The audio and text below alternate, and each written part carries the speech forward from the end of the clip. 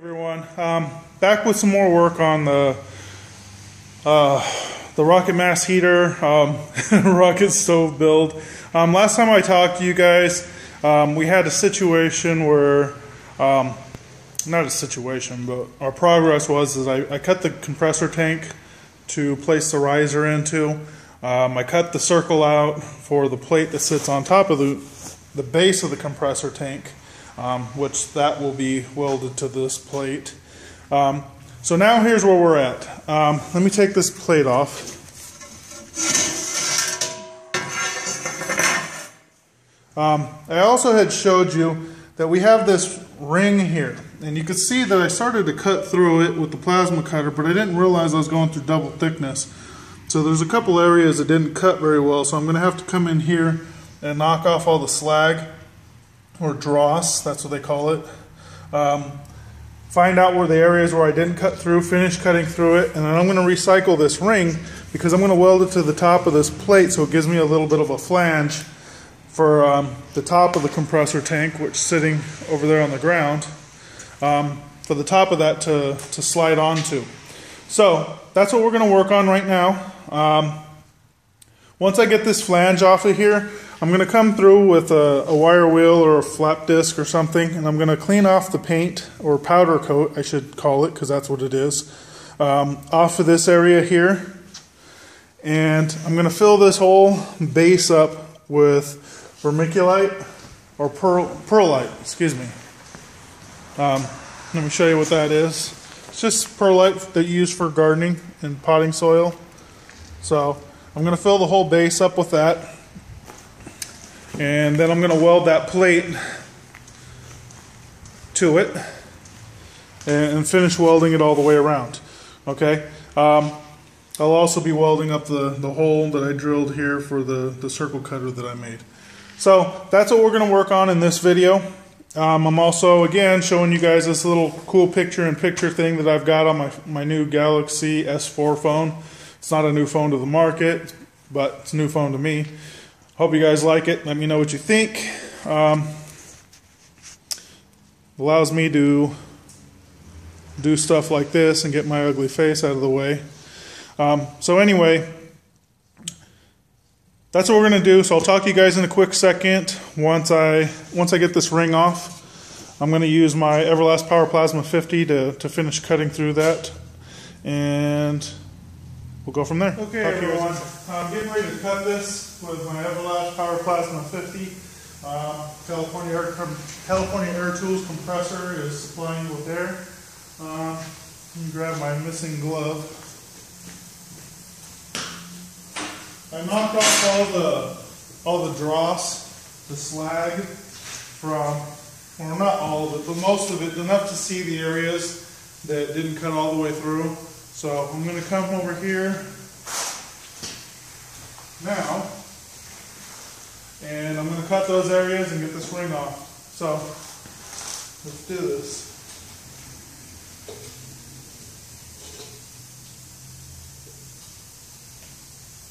Well, I guess it would help if I turned it on.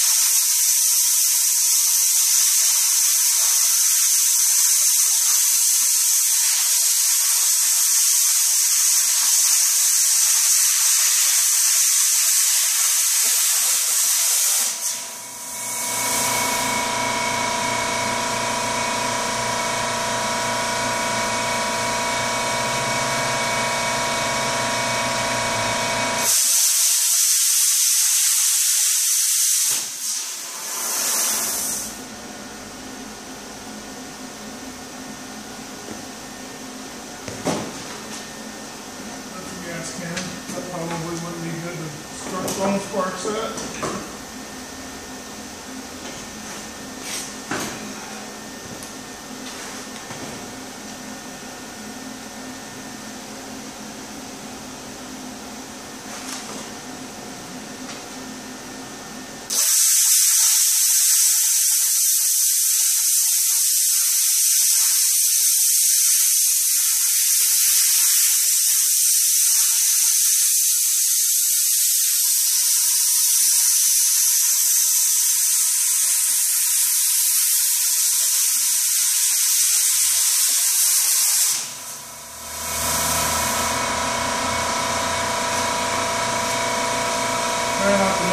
pliers.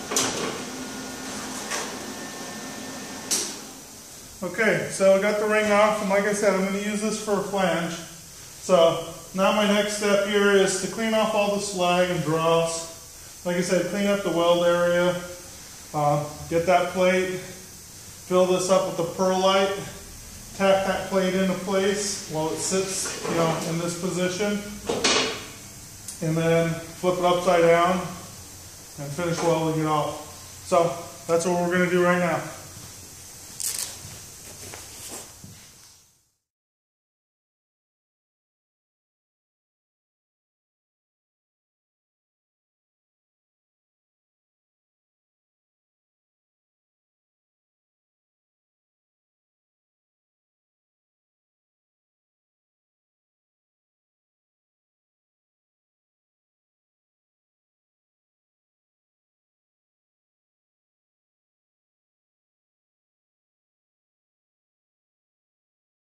Okay everyone, as you saw in the time-lapse video, this is the perlite. It's just when you buy potting soil, that white stuff you find in it, that's what it is.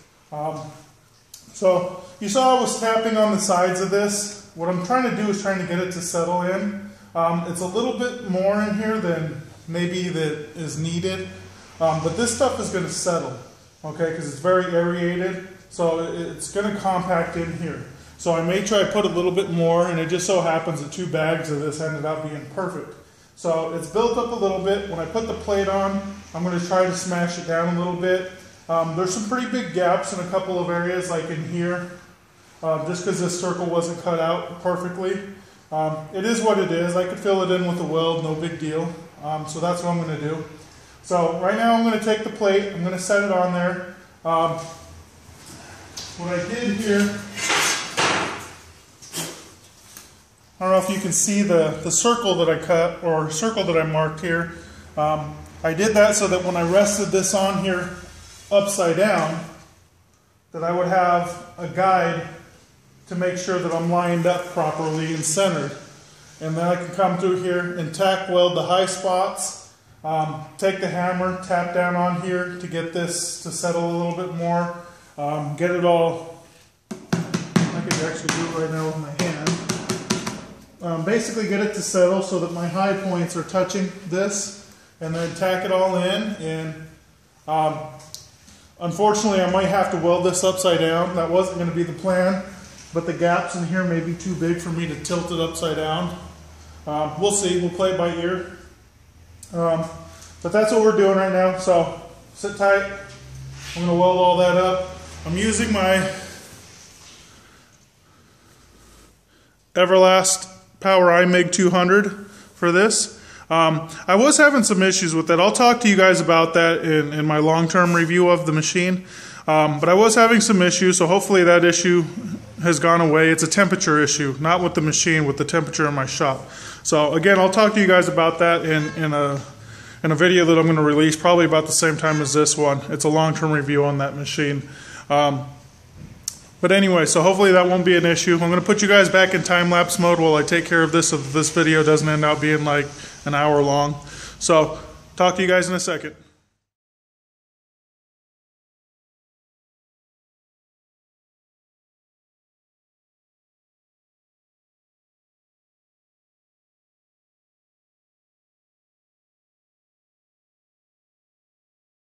Hey everyone, sorry about the time-lapse video issue. I don't know what the hell's going on with that.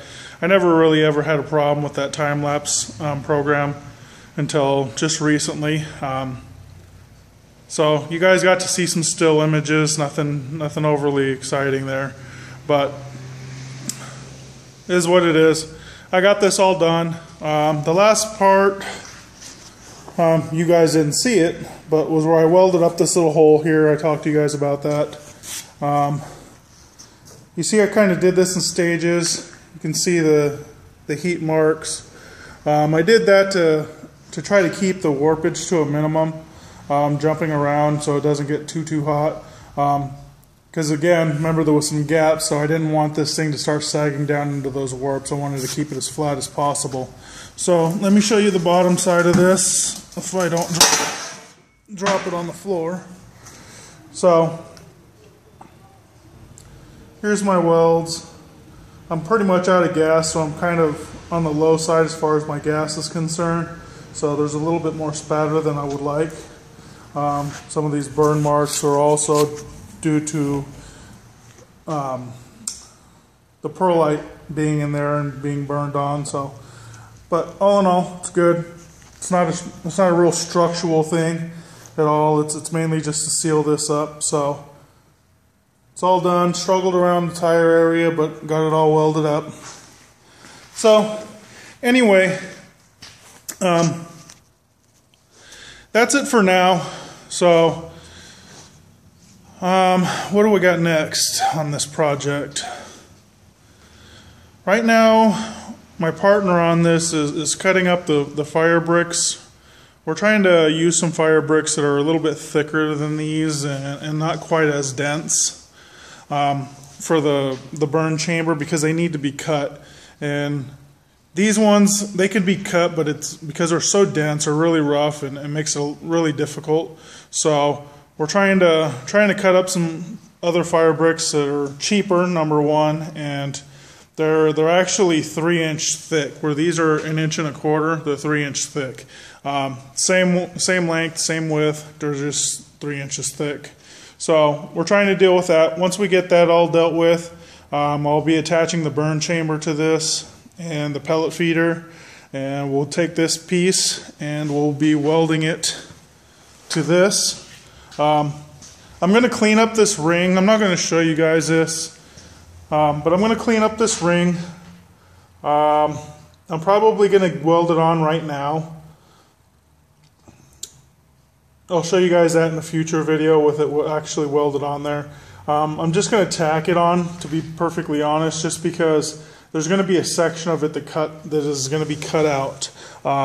Where the burn chamber comes out of here, this area will have to be cut, notched out of there. So I don't want to weld that on completely until I get this riser put in there, so that I know what exactly it is that I have to cut and how much.